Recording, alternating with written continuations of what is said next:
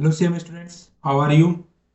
जैसा कि आप सभी लोगों को मैंने कल बताया था कि हम लोग कल से CMA inter group first direct taxation की क्लासेस भी स्टार्ट करने वाले हैं। आज ही अपनी रहेगी डायरेक्ट टैक्सेशन की फर्स्ट क्लास। आप लोग सबसे पहले क्लास को चालू करने से पहले मैं चैप्टर का नेम लिखता हूँ। आज मैं लिखूंगा सबसे पहले बुक का नेम, क्योंकि अभी तक हम लोगों ने इस बुक के अंदर कुछ किया नहीं है। तो डायरेक्ट टैक्सेशन, डायरेक्ट टैक्सेशन, जिसको आप लोग प्यार से बोलते हो डायरेक्ट टैक्स, जिसको आप लोग प्यार से बोलते हो डायरेक्ट टैक्स। ये है सीएमए इंटर ग्रुप फर्स्ट में, ग्रुप फर्स्ट के अंदर ये आता है सीएमए इंटर ग्रुप फर्स्ट में। इसका जो पेपर होता है वो होता है total 100 marks paper, total 100 marks paper होता है। आज का जो हम लोगों का वीडियो है ये हम लोगों का रहेगा बेसिक्स का वीडियो।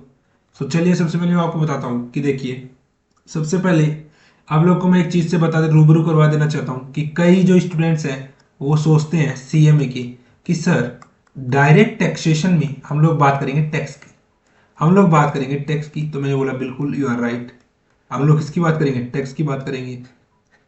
आप लोग बोलोगे कि सर हम लोगों ने सुना था कि जो सीए होते हैं, चार्टेड अकाउंटेंट, उनको टैक्स से ज्यादा मतलब होता है।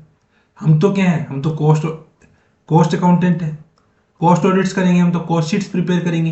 तो हम लोगों का कोई टैक्स से कोई लेना देना है, या फिर टैक्स से सिर्फ हम लोगों का इतना लेना देना है कि 100 मार्क्स का पेपर है, इसके अंदर से हमको ओनली 40 मार्क्स पासिंग के हैं, और प्लस हमको जो भी हम लोग मार्क्स लेके आएंगे वो लेके आने हैं, वो प्लस 40 प्लस मार्क्स हमको लेके आने हैं, और इसको हमको पास करना है। और फिर इससे डायरेक्ट टैक्स से फिर अपने को इससे आगे कोई भी लेना देना नहीं है। आप लोगों को मैं बता दूं कि ना ही बल्कि सीएमए इंटर, सीएमए इंटर में, बल्कि ये जो आपका डायरेक्ट टैक्सेशन है ये आपको मिलेगा सीएमए फाइनल में भी। तो सीएमए फाइनल में भी 100 मार्क्स का इसका रहेगा। और मैं आप लोगों को बता दूं कि आप लोगों की सोच, अगर आप भी ऐसा सोचते हो तो आपकी बिल्कुल गलत है। Direct taxation is for you also, ये आप लोगों की कभी भी पीछा नहीं छोड़ेगा। इंस्टीट्यूट ने इसको आपके सिलेबस में इसलिए डाला है ताकि आपको डायरेक्ट टैक्स का भी वाइड नॉलेज हो जाए, इसलिए आपको डायरेक्ट टैक्सेशन में डाला है। ओके, इसके अंदर सबसे पहले अपन बात करेंगे इनकम टैक्स की। सबसे पहले आप लोग हेडिंग डालिए इनकम टैक्स। इनकम टैक्स देखिए, कई सारे स्टूडेंट से मेरे को सुनने में आया है कि डायरेक्ट टैक्सेशन एक बहुत ही हार्ड चैप्टर है। मैंने ग्रुप में पोल करवाया था, उस समय भी डायरेक्ट टैक्स के ऊपर ज्यादा वोट डले थे, तो हम लोगों ने डायरेक्ट टैक्स स्टार्ट कर दिया। आप लोगों को मैं बता देता हूँ, सीएमए अड्डा official is always with you. हम इसको डायरेक्ट टैक्स को इतने प्यार से पढ़ेंगे, मतलब मैं आपको बोल रहा हूँ कि आप एक्सेप्शन लेके लिख लोगे। आप लोग 70 प्लस, अगर आप हमारे साथ चलते हो तो आप 70 प्लस तो कंफर्म लेके लिख लोगे। बाकी आपके ऊपर है, हम लोग तैयारी कराएंगे।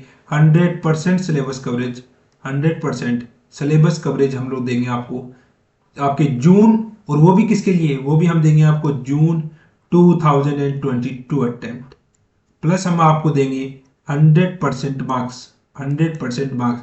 जो पेपर आएगा उसके लिए हम लोग 100% कोशिश करेंगे कि वो हमारे पढ़ाई हुए पे भी आए। और आप लोगों को इसके लिए देखिए total practice you have to do. Okay, जो क्लास में पढ़ाया जाता है उसको आप लोगों को एक बार फिर से रिवाइज करना है। तो हम लोगों ने हेडिंग डाली इनकम टैक्स। अभी आप लोग सोचोगे कि सर ये इनकम और टैक्स के बीच में इतना डिफरेंस क्यों है, ये देखिए सर ये इतना डिफरेंस क्यों इनकम और टैक्स के बीच में। तो मैं आपको बता दूं, अगर मैं इसको इनकम टैक्स को ऐसे लिखता इनकम टैक्स, तो आप लोगों के एक मन में बात आती कि इनकम टैक्स एक ही है, but no, you are wrong. अगर आप ऐसा सोच रहे हो कि इनकम टैक्स एक ही चीज है तो you are wrong. Income tax एक चीज नहीं है, इनकम टैक्स एक अलग अलग चीज है, दो अलग अलग चीज है इनकम टैक्स। इनकम टैक्स दो वर्ड से मिलकर बना है, income plus tax, income plus tax. आप कहोगे सर ये क्या बात हुई, तो चलिए अभी अपन इस बात को समझते हैं। इनकम टैक्स, सबसे पहले हम लोग बात करते हैं इसके अंदर इनकम की। आप लोग बीच में हेडिंग डालिए इनकम। इनकम पहले मैं आपसे बात करूंगा इनकम के लिए, फिर मैं आपसे बात करूंगा टैक्स के लिए। दोनों के लिए हम लोग अलग अलग बातें करेंगे, इनकम क्या होती है, टैक्स क्या होती है। अगर मैं बात करूं इनकम की, तो इनकम को हिंदी में बोला जाता है आय। आय बोल दीजिए, मतलब जो कुछ भी आप लोग महीने में, साल में, दिन में कमाते हैं अपनी डेली की लिवलीहुड्स चलाने के लिए, आपकी डेली बेसिक जो रिक्वायरमेंट्स है उनको जो मीट करने के लिए, जो भी आपकी जो डेली की जो जरूरत का सामान है उसको खरीदने के लिए, जो कुछ भी आप कमाते हो अपनी स्किल्स को यूज करके, आप कहीं पे जॉब करते हो, आपका खुद का बिजनेस है, तो आप क्या करने के लिए कर रहे हो, इनकम करने के लिए ही तो आप इसको यूज कर रहे हो। इनकम के लिए ही तो आप कहीं पे जॉब कर रहे होंगे, इनकम के लिए ही तो कोई आपने बिजनेस स्टार्ट किया होगा। जो कुछ भी कर रहे हो आप सिर्फ इनकम के लिए कर रहे हो। इनकम की अगर मैं सीधी सीधी बात करूं तो इसका मतलब है रुपये, पैसा। पैसा कमाना, अगर आप कोई पैसा कमा रहे हो तो वो क्या है, वो है आपके लिए इनकम। अगर आपने कुछ भी कमाया, कोई भी पैसा कमाया तो वो इनकम है। अभी आप लोग पूछोगे कि सर क्या रुपीस में ही इनकम होती है? If the amount is in rupees only, so the my answer will be no. Income can be of two types. Income can be of two types. Income two types की हो सकती है। आपने बोला sir कौन कौन सी? चलिए भाई नेमली देख लेते हैं। First, it can be in cash.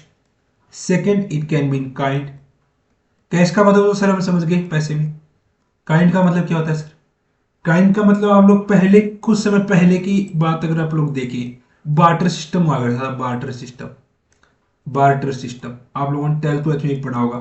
Barter system, ये कौन सा सिस्टम होता था सर? ये सिस्टम होता था जिस समय ह्यूमन बींग्स के पास पैसा नहीं हुआ करता था। मार्केट्स तब भी थे, मार्केट्स तब भी थे। कैश को क्यों इंट्रोड्यूस किया गया? कैश को इंट्रोड्यूस किया गया ताकि ये हो जाए मीडियम ऑफ एक्सचेंज। ये क्या बन जाए? ये बन जाए मीडियम ऑफ एक्सचेंज। एक्सचेंज का एक माध्यम बन जाए हम लोगों के बीच में, इसलिए कैश को इंट्रोड्यूस किया गया इंडियन गवर्नमेंट के द्वारा।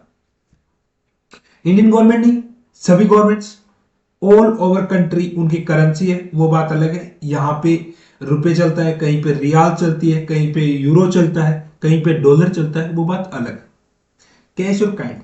कैश का मतलब सर हम समझ गए पैसा।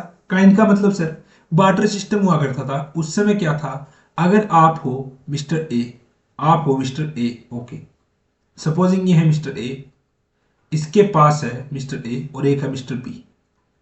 मैं बार्टर सिस्टम को आपको समझाता हूं, mister A and mister B, okay. It's mister A, it's mister B. Mister A के पास है 10 kg राइस। मिस्टर ए के पास है 10 kg राइस। इनके पास है sir 20 kg wheat. 20 kg wheat. अभी मिस्टर ए को नीड है मिस्टर बी की, उसको नीड है वीट्स की, वीट की नीड है उसको। और तो मिस्टर ए को क्या करना पड़ता था, उस समय करेंसी नहीं थी, तो मिस्टर ए को मिस्टर बी की नीड है, तो मिस्टर ए को वीट की नीड के लिए ऐसा कोई पर्सन ढूंढना पड़ता था जिसको राइस की नीड हो और जिसके पास वीट हो। अभी इस केस में देखिए, अगर मार्टर सिस्टम अप्लाई होगा तो ये करेंगे, ये अपनी जो 10 kg राइस है वो दे देंगे मिस्टर बी को, और मिस्टर बी इसके बदले में इनको, जो इनके पास 20 kg वीट है, वो इनको दे देंगे। तो देखिए इस सिस्टम में क्या हुआ, थोड़े difficulties I. Medium of exchange नहीं था, मीडियम ऑफ एक्सचेंज नहीं था। Less of value identification, less of value. Less of value का मतलब है वैल्यू नहीं फाइंड आउट की जाती थी कौन कितने रुपए का है। तो देखिए इसका मतलब था बार्टर सिस्टम। हालांकि अपने सिलेबस में नहीं है तो हम इसकी ज्यादा बात नहीं करेंगे। काइंड का मतलब क्या होता है? काइंड का मतलब होता है सर कि आप किसी कंपनी में जॉब कर रहे हो, मेरे पास आप लोग जॉब कर रहे हो, तो मैं चाहता हूं आपको काइंड में पेमेंट करना, तो मैं आपके लिए क्या करूंगा, मैं आपके आपके जो आप मेरे पास काम कर रहे हो, आपके हैं 2 चिल्ड्रन, 2 चिल्ड्रन हैं आपके, तो मैं क्या करूंगा, उनको स्कॉलरशिप प्रोवाइड करवा दूंगा, स्कॉलरशिप। और वो स्कॉलरशिप जो मैं प्रोवाइड कराऊंगा वो मैं प्रोवाइड कराऊंगा behalf of the business, behalf of the business और company, behalf of the business और कंपनी। तो इसका मतलब क्या है, मैंने जो आपको पेमेंट दिया वो मैंने आपको कैश में नहीं दिया, मैंने आपको जो पेमेंट दिया वो मैंने दिया आपको काइंड में। मैं आपके लिए हाउस खरीद सकता हूं, हाउस आपको गिफ्ट कर सकता हूं, हाउस गिफ्ट। मैं आपको कोई बोनस दे सकता हूं जो कि कैश में ना हो। मैं आपका बोनस के मीन्स आपका मैं क्या कर सकता हूं, आपका मैं प्रमोशन कर सकता हूं। इसको बोलते हैं काइंड, ओके। सो मैंने आपको बताया income is of two types, income is of two types. Income, इसको बोलते हैं इनकम, और इनकम है टू टाइप्स से। इनकम को हम समझ सकते हैं इट्स ऑफ टू टाइप्स। चलिए हम इसकी टू टाइप्स को समझते हैं। सबसे पहले इनकम की जो फर्स्ट टाइप होती है वो होती है रियल इनकम, और एक होती है टैक्सेबल इनकम। एक तो होती है रियल इनकम और एक होती है टैक्सेबल इनकम, एक होती है टैक्सेबल इनकम। बेटर रहेगा कि आप इसके नोट्स भी साथ साथ बनाएं, ताकि आप लोग जब भी दोबारा पढ़े तो आपको वीडियो देखने की जरूरत नहीं पड़े, आप सीधा अपना नोट से ही कवर अप कर चुके। रियल मनी, जब अपन बात करेंगे रियल इनकम की, तो रियल इनकम में आप फर्स्ट एरो डाल के लिखेंगे परचेजिंग पावर। ये आप फ्लो चार्ट बना लीजिए, परचेजिंग पावर। फिर मैं इसके ऊपर आता हूं कि ये क्या क्या है परचेजिंग पावर। और टैक्सेबल इनकम क्या होती है? Income as per law, income as per law, income as per law. Okay, अभी अपन बात करेंगे कि परचेजिंग पावर है, इससे आगे क्या होगा? इसका मतलब है सर मनी इनकम। ये क्या है सर? मनी इनकम है। परचेजिंग पावर अगर आपकी बढ़ा रही है तो क्या है? मनी इनकम है। इनकम एज पर लॉ है सर, तो वो है computed after making the adjustments, computed after making the adjustments, computed after making the adjustments given in law, bracket second लिखेंगे, given in law, bracket close, to the real income, to the real income, main bracket close. ये था अपना छोटा सा flow chart income को समझाने के लिए। देखिए, इनकम होती है वो टू टाइप्स होती है, एक तो होती है आपकी रियल इनकम, एक होती है आपकी रियल इनकम। रियल इनकम अभी मैंने आपको बताया, एक होती है आपकी टैक्सेबल इनकम। रियल इनकम की जब अपन बात करेंगे तो रियल इनकम वो इनकम होती है जो आपकी परचेजिंग पावर को बढ़ाती है। जो अभी क्या करती है? परचेजिंग पावर को बढ़ाती है। मतलब आपके पास कोई 100 रुपए है, आप किसी शॉप पे गए, तो अगर आपके पास वो रियल इनकम है करेंसी में 100 रुपीज, तो आप उससे कोई भी प्रोडक्ट जो 100 या 100 से कम पैसे का उसको आप खरीद सकते हैं। तो ये आपके लिए 100 रुपए हो गए रियल इनकम, क्योंकि इन्होंने आपकी परचेजिंग पावर को बढ़ाया। ओके, परचेजिंग पावर आप समझ गए, खरीदने की क्षमता। ये क्या है? ये मनी इनकम होती है सर, मनी में होती है, काइंड में नहीं हो सकती। ओके, बात करें टैक्सेबल इनकम की, तो ये होती है इनकम एज पर लॉ। मतलब कि जरूरी नहीं है कि जो रियल इनकम है वो पूरी की पूरी टैक्सेबल हो। मतलब कि आपको जैसे मान लीजिए, इनकम क्या बिजनेसमैन ही करते हैं? क्या जॉब करने वाले करते हैं? नहीं। इनकम कौन कौन कर सकते हैं? इनकम जैसे मान लीजिए गर्ल्स, किस समय? रक्षाबंधन के टाइम पे, रक्षाबंधन, राखी, राखी के टाइम पे। बॉयज दिवाली के टाइम पे, दिवाली के टाइम पे, दिवाली के टाइम पे जो हमारे पेरेंट्स होते हैं वो गिफ्ट देते हैं। बॉयज के लिए क्या होती है? Pocket money, pocket money boys को मिलती है, आई थिंक। नहीं मिलती वो बात अलग है, लेकिन मिलती तो है, किसी किसी को नहीं मिलती, and it may be due to their financial condition, मेरे को भी नहीं मिलती। ओके, सो बॉयज के लिए क्या हो सकता है? पॉकेट मनी भी एक इनकम का सोर्स हो सकता है। तो हमारा जो इनकम टैक्स एक्ट है वो बोलता है कि कुछ ऐसी इनकम्स हैं जिनको हम लोग एग्जेम्प्ट कर रहे हैं कि उनके ऊपर टैक्स नहीं लगेगा। अगर किसी लड़की को अपने भाई से राखी के ऊपर 1100 रुपए मिलते हैं, तो क्या वो उनके ऊपर टैक्स पे करेगी? इसके लिए आगे पूरे प्रोविजंस है, किस किस अमाउंट के लिए कौन कौन सा एग्जेम्पशन, कौन कौन सी अमाउंट की होनी है, कितने कितने अमाउंट तक क्या क्या एग्जेम्पशन होंगी। ओके, सो ये कौन बताएगा? ये बताएगा सर हमारा लॉ, कि क्या इसके ऊपर एग्जेम्पशन होना है, क्या इसके ऊपर नहीं होना। मतलब कि इनकम एज पर लॉ। तो सर इसका कंप्यूटेशन कैसे हो? तो इसके लिए मैंने लिखा computed after making the adjustments given in law to the real income. ये सबसे पहले क्या थी? रियल इनकम थी। रियल इनकम ही है सबसे पहले आपके पास हो गई। फिर आप उसके अंदर क्या करोगे? देखिए, इसको आप एक ऐसे और समझिए, क्या इसको रियल इनकम है, उसके अंदर आप क्या करोगे? एडजस्टमेंट्स करोगे। और एडजस्टमेंट जो करोगे आप, वो करोगे as per law, as per law जो इनकम टैक्स एक्ट है उसके अकॉर्डिंग आप करोगे। फिर आप क्या करोगे? उस एडजस्टमेंट करने के बाद में आपके जो बचेगी वो आपके पास बचेगी टैक्सेबल इनकम। फिर आपके पास क्या बचेगी? Taxable income. हो सकता है कि आपका कुछ अमाउंट 30% अमाउंट टैक्सेबल हो, 30% अमाउंट क्या हो? टैक्सेबल हो सकता है आपका 0% अमाउंट भी टैक्सेबल हो, आपको कुछ भी टैक्स पे करने की जरूरत नहीं पड़े। इट में be the certain conditions. Income आप समझ गए। अब बात आती है टैक्स की। सर टैक्स कैसे कैलकुलेट होता है? टैक्स होता क्या है? टैक्स होता है, टैक्स देखिए, कोई भी स्व इच्छा से टैक्स देना नहीं चाहता, टैक्स देने की किसी की भी इच्छा नहीं होती, लेकिन जो टैक्स है वो गवर्नमेंट हमसे चार्ज करती है। कि जो टैक्स क्यों लिया जाता है? सबसे पहले एक मेरा क्वेश्चन आपसे, टैक्स क्यों लिया जाता है? टैक्स होता है, ये कौन लेता है? ये सर लेती है गवर्नमेंट, ये गवर्नमेंट लेती है सर। ये सर उसका क्या करती है? ये सर इससे करती है वेलफेयर। वेलफेयर, वेलफेयर अगेन किसके लिए होता है सर? ये अगेन होता है सर सोसाइटी के लिए। मतलब कि जो पैसा आप एक्सेस कमा रहे हो, जो पैसा आप एक्सेस कमा रहे हो, किससे एक्सेस? मिडिल क्लास फैमिली से। मिडिल क्लास फैमिली से आप थोड़े से ऊपर हो गए हो, प्लस हो गए हो, जो क्राइटेरिया इंडियन गवर्नमेंट या किसी भी गवर्नमेंट के द्वारा रखा गया है तो फिर आपको उस इनकम के ऊपर टैक्स देना पड़ता है। उस टैक्स का क्या होता है सर? उस टैक्स से होता है वेलफेयर। सर वेलफेयर क्या होता है? वेलफेयर का मतलब होता है रोड बना दी, वाटर प्लांट बना दिया, आपकी सोसाइटी के अंदर वाटर प्लांट बना दिया, स्कॉलरशिप्स मिल गई बच्चों को, आपके सोसाइटी के जो आपके आसपास जो घर पे जो बच्चे रहते हैं उनको स्कॉलरशिप मिल गई। ये सब क्या आते हैं सर? ये सब आते हैं सर वेलफेयर की कैटेगरी में। इन सब से गवर्नमेंट क्या कर रही है? वेलफेयर कर रही है, जनता का भला कर रही है। तो भला किससे होगा? अगर आप ज्यादा पैसे वाले हो तो गवर्नमेंट आपको बोलेगी कि आप अपना कुछ अमाउंट वेलफेयर में लगाइए। उससे फिर क्या होंगी? रोड्स होंगी, वाटर प्लांट्स होंगे, स्कॉलरशिप्स होंगे। इसके अंदर दिक्कत एक है, जैसे कि मान लीजिए रोड बनी, तो रोड क्या मिडिल क्लास फैमिली वाले यूज नहीं करेंगे? वो लोग भी करेंगे, आप भी करोगे। तो फिर वो लोग उस इनकम के ऊपर टैक्स क्यों नहीं देते, जबकि आप लोग तो उस इनकम के ऊपर टैक्स देते हैं? तो चलिए इसी इसी बात को हम आगे भी समझेंगे। ये क्वेश्चन भी है आपके मन में, मेरे मन में भी था जब मैंने इस चैप्टर को पढ़ा था। तो चलिए, वेलफेयर किसका हुआ? सोसाइटी का। सोसाइटी में क्या होता है सर? सोसाइटी में all living beings, all living beings. तो सर आपने बता दिया कि जो ह्यूमंस होते हैं, जो पीपल्स होते हैं, उनके लिए तो ये सारी चीजें हो जाए, लेकिन सर एनिमल्स भी आते हैं लिविंग बींग पे? तो मैंने कहा बिल्कुल आते हैं एनिमल्स भी सर। तो एनिमल्स के लिए क्या हुआ? एनिमल्स के लिए सर मान लीजिए कोई, उनके लिए जैसे मान लीजिए कोई भी उनके लिए एक हाउस बना दिया, जो जहां पे वो लोग रह सकते हैं, उनको free free food, free feed provide करवा दिया, जो चारा वो लोग खाते हैं फ्रीली उनको प्रोवाइड करवा दिया। क्या सर एनिमल्स वही होते हैं जो पालतू होते हैं? नहीं। क्या एनिमल्स की, मेरा आपसे क्वेश्चन है, क्या एनिमल्स डोमेस्टिक होते हैं?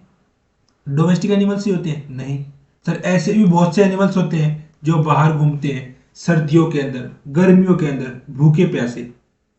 ओके, एनिमल्स के लिए कोई डॉक्टर्स दे दिए free of cost Indian government ने या कोई भी गवर्नमेंट ने, कि ये जो डॉक्टर्स हैं ये इन एनिमल्स को देखेंगे, तो वो क्या सोशल वेलफेयर में नहीं है सर? वो भी सोशल वेलफेयर में। Means government pet clinic, government pet या फिर एनिमल का क्लिनिक, वो भी एक सोशल वेलफेयर है। ओके, अभी आप इनकम समझ चुके हैं। टैक्स के लिए भी आप समझ चुके हैं कि टैक्स क्या होता है। टैक्स वो होता है जो हमारी एक्सेस होने पर गवर्नमेंट हमसे एक लेती है, लेकिन ये क्या है? ये कोई आपके लिए ऑप्शनल नहीं है, ये आपको देना ही देना पड़ेगा। तो ये क्या है? कंपलसरी अमाउंट ऑफ सम है जो आपको गवर्नमेंट को पे करना पड़ेगा। ये कंपलसरी क्यों है? इसके लिए देखिए मैं एक छोटा सा एग्जांपल लेता हूं आपके सामने। वो एग्जांपल है, जैसे कि मान लीजिए एक पहले बहुत ही दिनों से चली आ रही है, जो 12th क्लास के स्टूडेंट्स होते हैं, 12th क्लास, उनको मिलती है एक वेलफेयर पार्टी। वेलफेयर पार्टी अभी आपके वहां पे तो होता है या नहीं होता, लेकिन फिर वो क्या करते हैं, ये जो होती है ना ये वेलफेयर पार्टी, ये होती है डे में, और ये दी जाती है 11th स्टूडेंट्स के द्वारा, 11th स्टूडेंट्स के द्वारा। तो देखिए फिर रात को क्या करते हैं, 12th क्लास के जो स्टूडेंट्स होते हैं वो एक और अपनी पार्टी करते हैं नाइट में। वो करते हैं पार्टी नाइट के अंदर। सो उसके अंदर क्या होता है, एक एस्टिमेटेड कोटेशन रखा जाता है। एस्टिमेटेड कोटेशन कितने रुपीस का एक्सपेंस होगा, एस्टिमेटेड कोटेशन, एस्टिमेटेड कोटेशन एक रखा जाता है कि जो एक्सपेंस होगा वो कितने रुपीस तक का होगा। फिर उसके हिसाब से कलेक्शंस होते हैं, कलेक्शंस होते हैं किसके बीच में, 12th क्लास स्टूडेंट्स के बीच में, और वो शाम को होती है पार्टी। सो उस समय क्या होता है, कई सारे स्टूडेंट्स होते हैं जो आप और जो कई मतलब कि पढ़ाकू ज्यादा होते हैं, तो वो क्या बोलते हैं कि हम लोगों को पार्टी में कोई भी हिस्सा नहीं लेना है। तो क्या वो उसके लिए शेयर देते हैं? वो उसके लिए शेयर नहीं देते। तो ये इनके लिए देखिए, ये यहाँ पे इनके लिए क्या है, इन 12th क्लास स्टूडेंट के लिए ये जो है ऑप्शनल है। वो देना चाहें, पार्टी में जाना चाहें जा सकते हैं, दे सकते हैं। लेकिन अगर आप टैक्स की बात करो तो टैक्स इज नॉट ऑप्शनल। ये क्या है, ये सर अनकंडीशनल नहीं है। टैक्स जो है वो टैक्स है, वो है, वो इन अनकंडीशनल नहीं होके बल्कि आपके लिए क्या है, कंपलसरी है। टैक्स जो है वो आपके लिए क्या है, कंपलसरी अमाउंट है जो आपको पे करना पड़ेगा गवर्नमेंट को आपकी इनकम के ऊपर। ओके, तो टैक्स का फॉर्मूला क्या होता है? टैक्स का फॉर्मूला होता है sir tax is equal to, tax is equal to, आप लोग इसको रेड पेन से लिखेंगे तो ज्यादा अच्छा रहेगा। Tax is equal to taxable income into rate of tax, taxable income, taxable income multiplied by rate of tax. अभी सर आपको पता चल गया कि आपकी टैक्सेबल इनकम कितनी है। रेट ऑफ टैक्स मैंने आपको बोल दिया 30% है सपोजिंग। तो क्या आपको टैक्स निकालने में कोई दिक्कत होगी? Your answer will be no. Sir कोई भी कर देगा, जरूरी नहीं वो कॉमर्स बैकग्राउंड का हो, जरूरी नहीं कि वो ग्रेजुएशन पास हो, जरूरी नहीं कि वो सीएमए फाउंडेशन पास हो, जरूरी नहीं कि वो 12th पास हो। वो sir it can be a 4th class student also, 5th class student, 6th class student also, और some small any little bit literate pre-primary students were there also in today's world who can do the mathematical operations very quietly and neatly.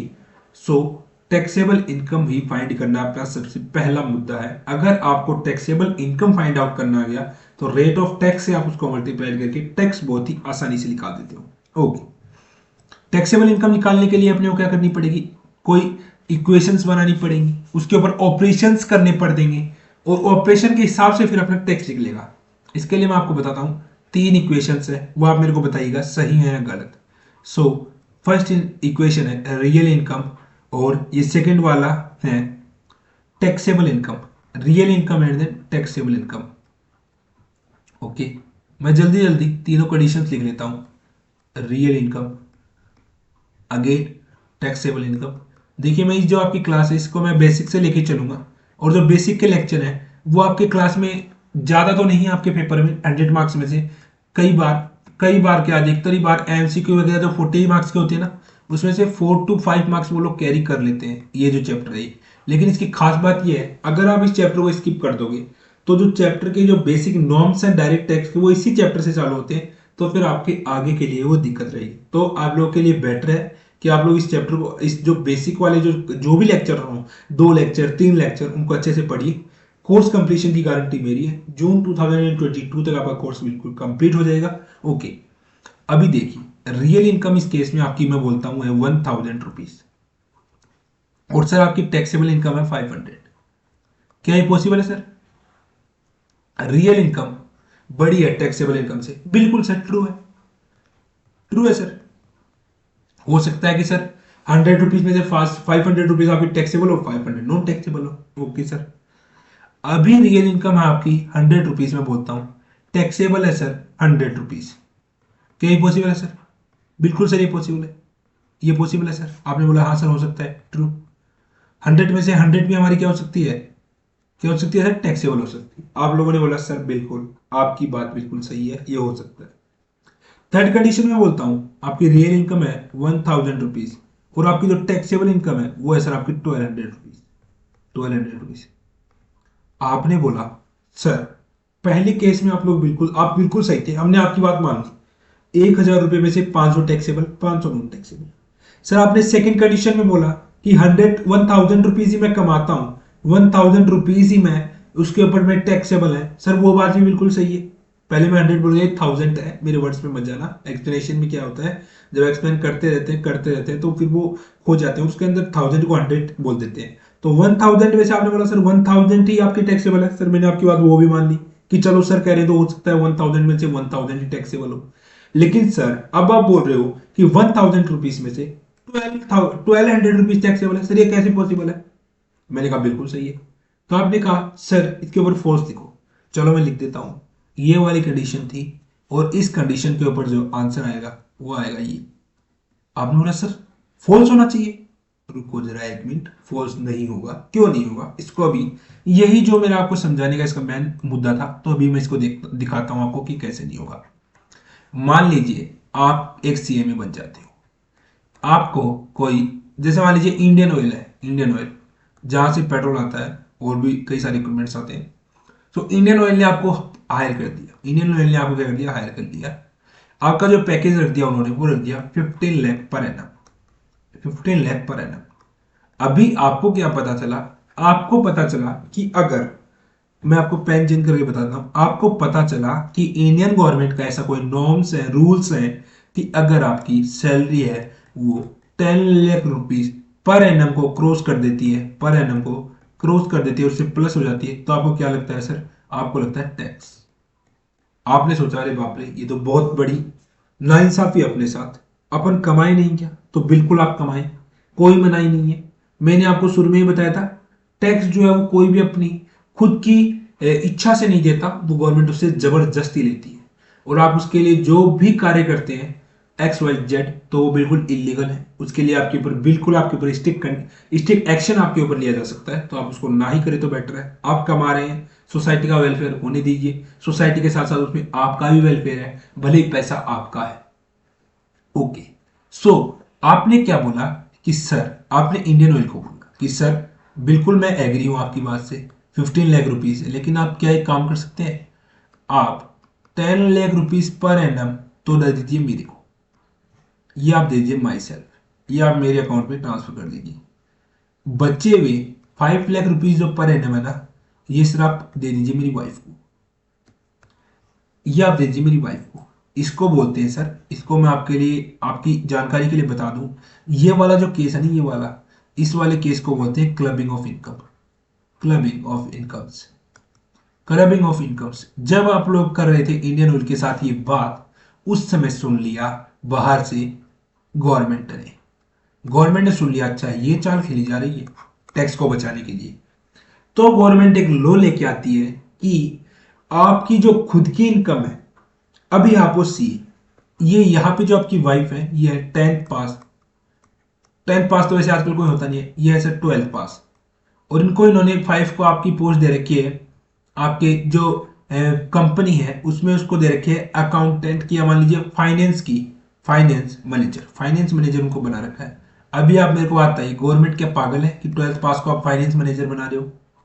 सो अगर government of India ने या government ने एक rule निकाला कि अगर आपकी कोई पोस्ट है, आपकी कोई इनकम है, सेम टाइम पे सेम कंपनी से आपके किसी भी फैमिली मेंबर जिनका आपसे रिलेशन है, मतलब आपके स्पाउस के अकाउंट में आ रही है, और आपकी और आपके स्पाउस की एजुकेशन क्वालिफिकेशन वो मैच नहीं हो रही है, तो उसको भी आपकी इनकम मानते हुए क्लबिंग ऑफ इनकम के तहत आपको उसकी टोटल इनकम जो आपकी हो रही, आपकी हो रही है, आपके स्पाउस की, उसके ऊपर आपको क्या देना पड़ेगा, टैक्स देना पड़ेगा। सो देखिए, यहां पे क्या आप बोल सकते हो कि आपकी खुद की इनकम है 10 लाख रुपीज, लेकिन आप लोग जो टैक्स पे करोगे वो आप लोग पे करोगे 15 लाख पे। क्या ये पॉसिबल हुआ? हुआ? बिल्कुल हुआ। तो देखिए यहां पे मैंने आपको क्या बात बताई थी, यहां पे भी मैंने आपको सेम ही बात बताई थी। 1 लाख रुपीज, 1000 रुपीज की इनकम और 1200 की टैक्सेबल इनकम। बहुत सीधी सी बात है। चलिए आप लोग ये बात भी समझ गए सर, समझ गए बिल्कुल। तो चलिए अभी मैं आपको बताता हूं एक बात, और वो है ईयर। ईयर, इसके अंदर देखिए मैं आपको बार बार बता रहा हूं, ईयर ईयर ईयर। ईयर का मतलब सर क्या होता है? ईयर ब्रैकेट में लिखिए पीरियड, ईयर का मतलब होता है समय, ईयर का मतलब होता है साल। हिंदी में मैंने आपको बता दिया ईयर पीरियड। ये भी सर ईयर जो होती है वो होती है सर फाइनेंशियल ईयर, और एक होती है कैलेंडर ईयर। फाइनेंशियल ईयर और एक होती है सर कैलेंडर ईयर, एक होती है calendar year. Sir calendar year हमको पता है 1 जैन से 31 दिसंबर। 31 दिन, मैंने कहा बिल्कुल सही, आपको पता है, बिल्कुल बहुत बढ़िया, आपको पता है।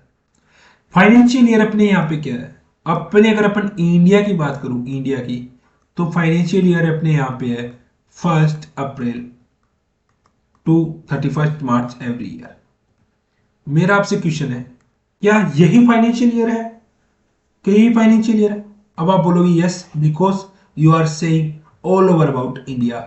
मैंने कहीं अदर कंट्रीज को भी आप देखिए, सो वहां पे पॉसिबल है कि आपकी जो है जो आपकी अप्रैल से रुके मार्च में जो ईयर हो रही है, वो हो सकता है आपकी जून से स्टार्ट होके आपकी जो है मई तक, मई में एंड हो जाए, आपकी जो वो जुलाई से स्टार्ट होके जून में एंड हो फाइनेंशियल ईयर। सो कैलेंडर ईयर से अपने को कोई भी मतलब नहीं है, इसको आप काट सकते हैं कि कैलेंडर ईयर का हमारे टैक्स में कोई भी मतलब नहीं है। जो टैक्स का अपन कंप्यूटेशन करेंगे वो अपन करेंगे फाइनेंशियल ईयर के बेसिस पे।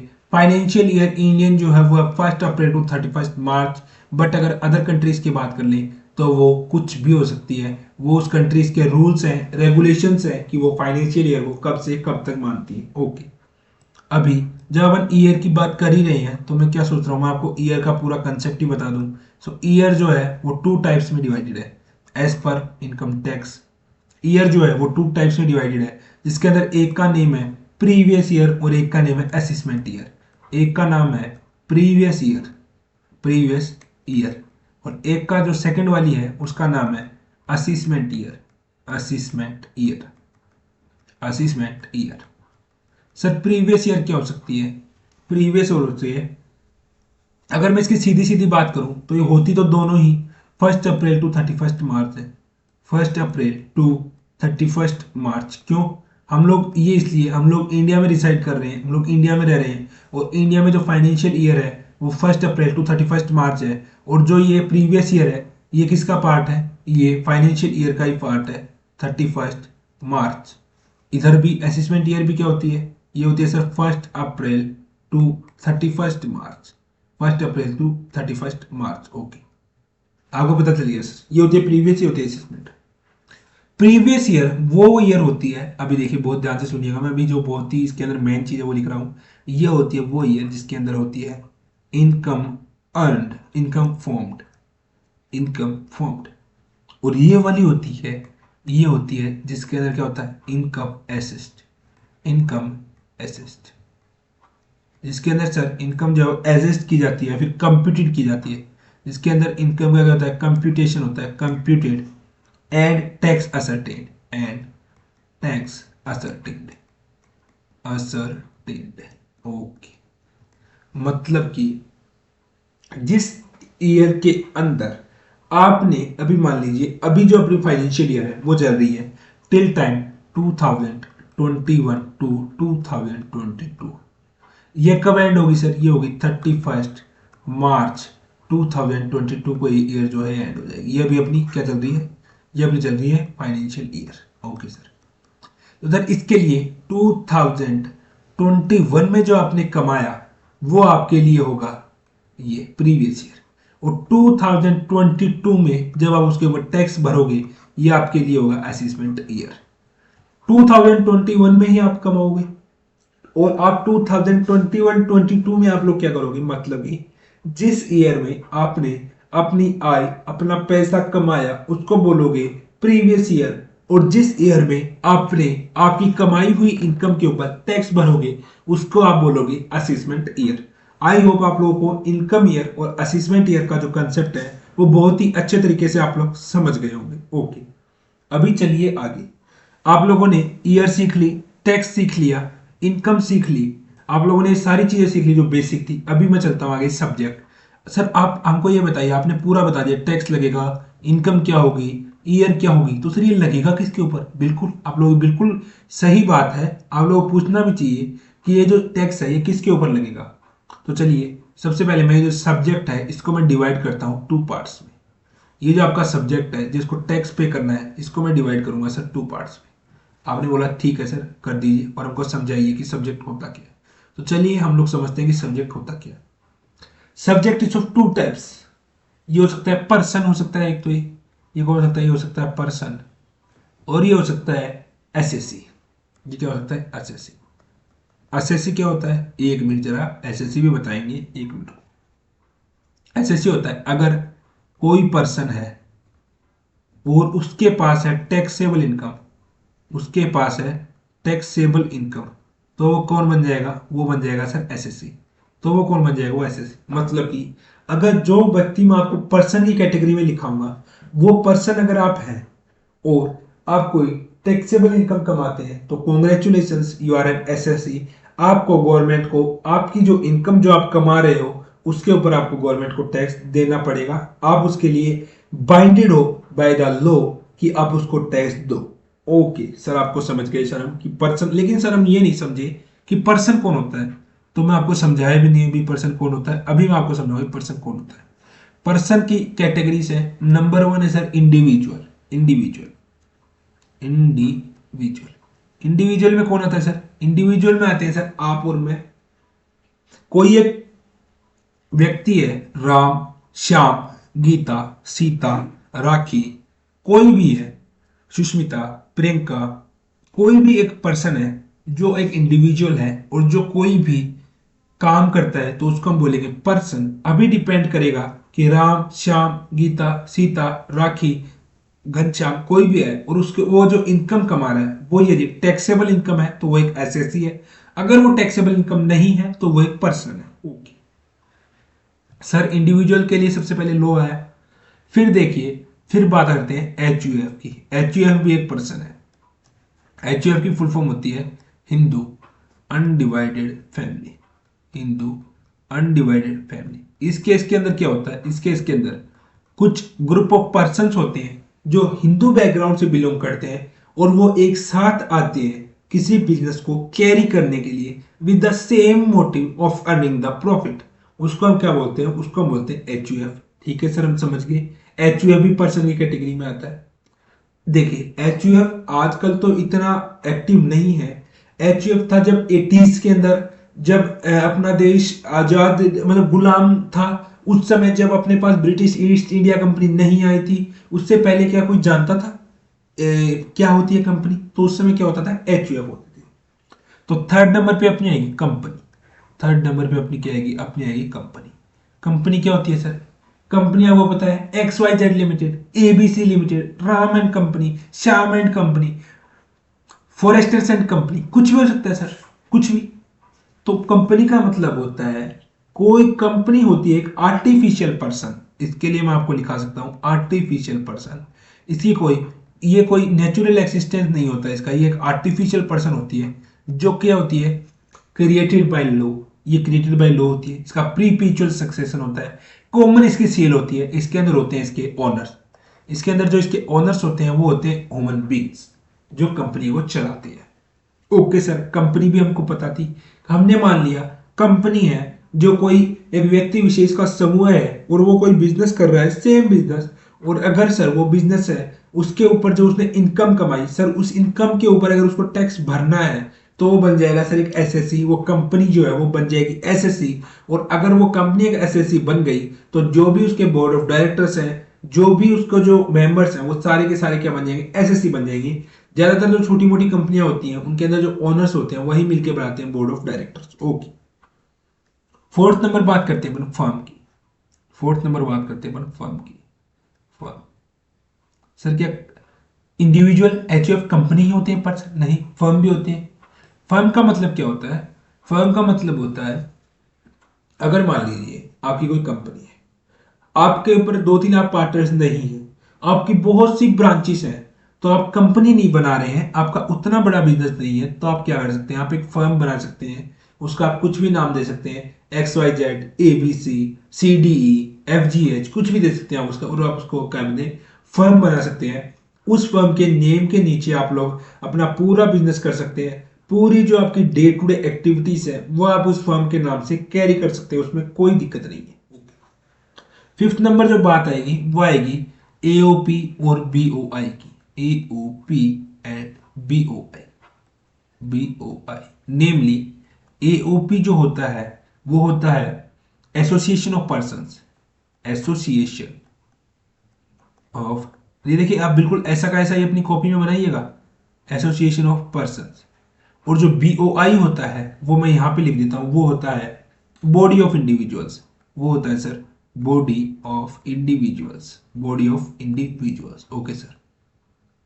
सो सर एओपी क्या होता है? एओपी होता है एक एसोसिएशन ऑफ पर्संस, मतलब कि कुछ दो तीन लोगों का समूह है जो कंपनी भी नहीं है, फर्म भी नहीं है, एचयूएफ भी नहीं है, और इंडिविजुअल तो वो हो ही नहीं सकते, तो बोलते हैं एसोसिएशन ऑफ पर्संस। और उसी का दूसरा नाम है बॉडी ऑफ इंडिविजुअल्स। वो भी कुछ ऐसा ही केस होता है जब तीन से चार या चार से पांच, दो या दो से अधिक लोग आ जाते हैं एक साथ एक ही प्लेटफॉर्म पे, एक ही मोटिव के साथ, बिजनेस करने के मोटिव के साथ और प्रॉफिट कमाने के मोटिव के साथ, तो फिर हम उसको क्या बोलते हैं, एओपी और बीओआई। अभी इसके अलावा सिक्स नंबर सब्जेक्ट जो आता है वो होता है लोकल अथॉरिटी। लोकल अथॉरिटी भी हो सकती है सर। वो लोकल अथॉरिटी कैसे हो सकती है सर?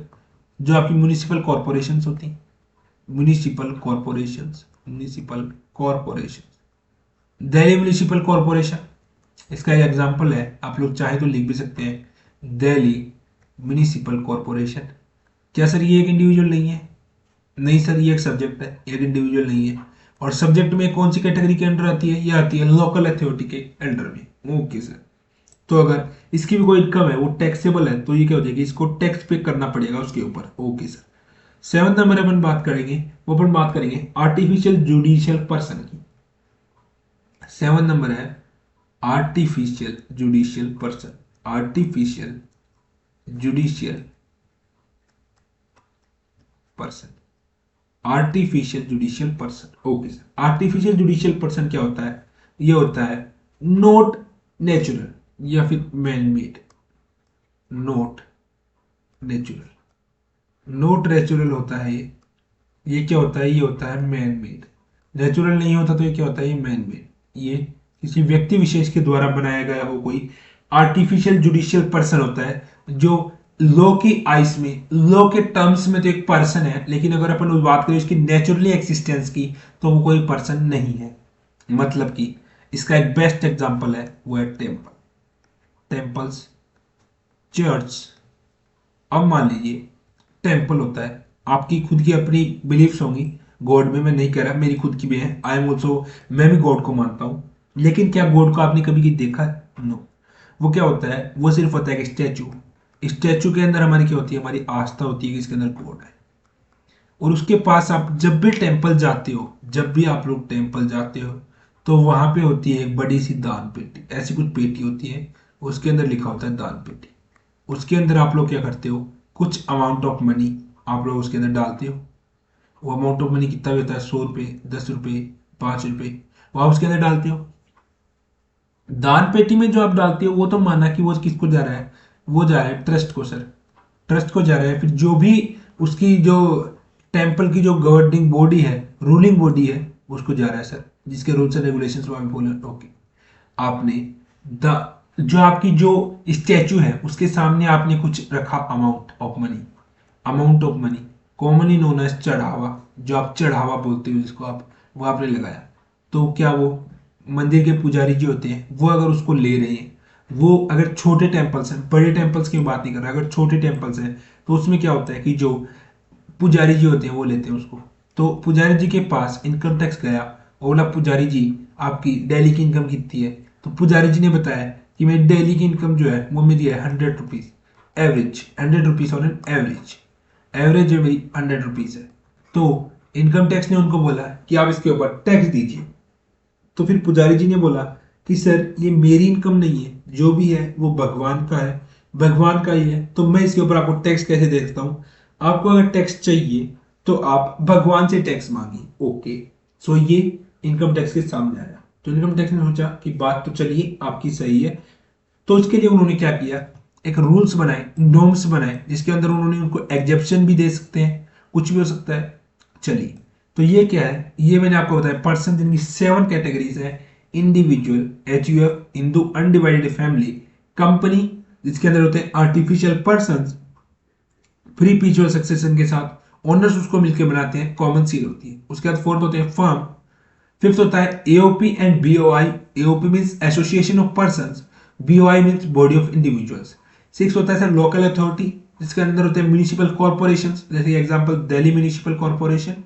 सेवन होता है आर्टिफिशियल जुडिशियल पर्सन, जो नेचुरल नहीं होता, मैन मेड होता है, फॉर एग्जांपल टेम्पल्स। ओके, अभी बात करते हैं हम लोग SSC की, जो अपना मुद्दा बचा हुआ है SSC का। SSC में मैंने आपको बताया कि पर्सन होता है प्लस टैक्सेबल इनकम है, तो वो एक SSC है। सो इसके आप लोग लिखिए any person, any person, any person who comes under the preview of, who comes under the purview of, PURVIEW, purview of income tax act, of income tax act, जिसको हम बोलते हैं प्यार से IT act, IT act, in any specified manner, in any specified manner. इसका मतलब क्या आप लोग समझिए? इसका मतलब है अगर आप इन जो 7 जो मैंने आपको कैटेगरी बताई, इन 7 में से, ये जो 7 पर्सन की जो कैटेगरी, इनमें से आप कोई भी पर्सन हो, अगर आप कोई भी टैक्सेबल इनकम कमाते हो, इनमें से अगर आप कोई भी पर्सन हो, तो अगर आप आते हो इनकम टैक्स एक्ट के अंदर, आपकी जो इनकम है वो आती है और उसके ऊपर आपको टैक्स पे करना चाहिए, तो बधाई हो, आप एक SSC बन चुके हैं, SSC आप बन चुके हैं। सो ये होता है SSC। तो आज की क्लास में हम लोगों ने बेसिक सीखा। देखिए ये तो बहुत ही मतलब कि बिल्कुल नॉमिनल चांसेस है कि जो हम लोगों ने आज पढ़ा उसके अंदर से क्वेश्चंस आ जाएं, लेकिन जो मेरा आपको पढ़ाने का मतलब था, ये मेरे को बेसिक्स क्लियर करवाना था मेरे आपको, तो बेसिक क्लियर हो गए। अभी हम लोग क्या चलेंगे, अभी जो इसका थ्योरेटिकल चैप्टर है जो बेसिक्स वाला, उसके ऊपर हम लोग अगले इस लेक्चर से चलेंगे। आज की क्लास में हम लोगों ने एक बार हम लोग रिवाइज कर लेते हैं क्या क्या सीखा। हम लोगों ने सीखा सर, आज की क्लास में हम लोगों ने सीखा इनकम टैक्स। इनकम टैक्स इसको एक साथ लिखा जाता है, लेकिन ये अलग अलग कैसे होता है, इनकम और टैक्स। और सर हमने सीखा ईयर कितने टाइप्स की होती है। हमने सीखा सब्जेक्ट्स कौन कौन से होते हैं, इनको टैक्स पे करना होता है। हमने सीखा एसएससी कौन होता है सर, एसएससी कौन होता है ये भी हम लोगों ने सीखा। ये सारी सारी चीजें हम लोगों ने सीखी। अभी कल के लेक्चर से हम लोग चालू करेंगे बेसिक्स के क्लास, जिनके अंदर से हम लोग सीखेंगे कि डायरेक्ट और इनडायरेक्ट टैक्स, दो प्रकार के टैक्स होते हैं, डायरेक्ट टैक्स और सेकंड वन। देखिए टैक्स होता है वो टू टाइप्स का होता है, एक तो होता है डायरेक्ट टैक्स, एक होता है इनडायरेक्ट टैक्स। तो हम दोनों के बीच में सबसे पहले इनके बीच में क्या सीखेंगे, पॉइंट ऑफ डिफरेंस। इनको डिफरेंस कैसे पता चले कि डायरेक्ट टैक्स है, कैसे पता चले कि इनडायरेक्ट टैक्स है, तो इसी के ऊपर हम अपनी एक ब्रॉड चर्चा करेंगे। और फिर उसके बाद में जो भी अपना आगे का होगा वो हम देखेंगे। ये जो थी आज अपनी फर्स्ट क्लास थी, first class of direct tax, first class थी हम लोगों की डायरेक्ट टैक्स की। आई होप ये क्लास आपको अच्छी लगी होगी। कल से जो हम क्लास करेंगे उसके अंदर हम करेंगे अपने डायरेक्ट टैक्स को आगे कंटिन्यू करेंगे, प्लस में चलेंगे। आप लोगों को एक चीज मैं बता दूं, जून 2022 तक आप लोगों का हो जाएगा 100% syllabus coverage, 100% syllabus coverage direct tax का, जो मैंने आज चालू कर दिया है। और रेगुलर आपको इसकी वीडियोस मिलती रहेंगी। 100% मार्क्स के ऊपर हम लोग देखेंगे। बल्कि जो बच्चे सोचते हैं ना कि ये बिल्कुल हार्ड है, मैं आपको बता रहा हूँ कुछ भी हार्ड नहीं है। आप बस इसको, लेकिन डायरेक्ट टैक्स का फॉर्मूला है, डायरेक्ट टैक्स का फॉर्मूला है, ये आपसे नाराज हो जाता है, सैड हो जाता है अगर आप इससे रोज मिलते नहीं हो। तो रोज मिलना कंपलसरी, रोज मिलना कंपलसरी। इसके लिए क्या है, कंपलसरी है डायरेक्ट टैक्स के लिए। तो आपको इसको रोज मिलना है, रोज जो क्लासेस आती है उनको आपको वॉच करना है। कोई भी दिक्कत आती है आप इस वीडियो कमेंट सेक्शन आपके लिए रहता है, कमेंट किया करो। कमेंट आप लोग नहीं कर सकते हो तो हमारा एक चैनल है CMA.Adda टेलीग्राम के ऊपर। जब आप CMA.Adda टेलीग्राम को सर्च करोगे, इसकी वैसे तो लिंक जो है वो डिस्क्रिप्शन में मिल जाएगी, लेकिन जब आप इसको सर्च करो, क्योंकि देखिए पहले हम लोग क्या कराते थे, फाइनेंशियल अकाउंटिंग की क्लासेस चलती थी इस चैनल के ऊपर, लेकिन अब इस चैनल के ऊपर डायरेक्ट टैक्स की भी क्लासेस चल चुकी हैं। और जैसा कि मैंने आपको बताया कि जो अपना CMA इंटर, इसको आप कैसे, इसको देखिए मैं आगे की बात बाद में बताता हूँ। इसको आप कैसे, इसको आप उस लिंक से भी फाइंड आउट कर सकते हो। अगर आप डायरेक्ट सर्च करते हो तो आप चेक कीजिए कि जो लोगो है वो अपना सेम यूट्यूब लोगो है कि नहीं। अगर वो है तो आप उसको ज्वाइन कर सकते हैं।